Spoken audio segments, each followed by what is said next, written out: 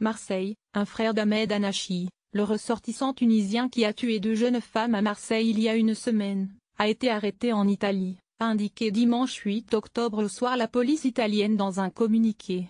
L'homme a été arrêté à Ferrare, dans le nord de l'Italie, à la suite d'un mandat d'arrêt international délivré par les autorités françaises. L'arrestation a eu lieu samedi soir, a ajouté la police, confirmant qu'il s'agissait d'Anis Anachi, une information publiée auparavant par des médias.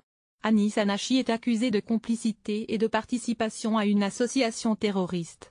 Il est à la disposition du parquet de Bologne, selon la même source. Le suspect a été trouvé sur le territoire italien grâce à une enquête du service central de lutte contre le terrorisme extérieur, précise le communiqué.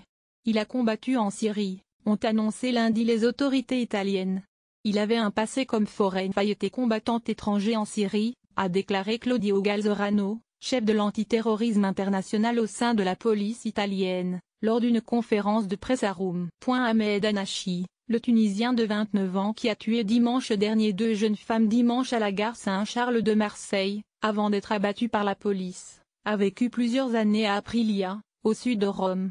Il s'est marié à Aprilia avec une Italienne en 2008. Il y a été inscrit comme résident entre mars 2010 et mai 2017 et a été arrêté à 2 reprises pour une affaire de drogue et une autre de vol, avait déclaré un représentant de la mairie.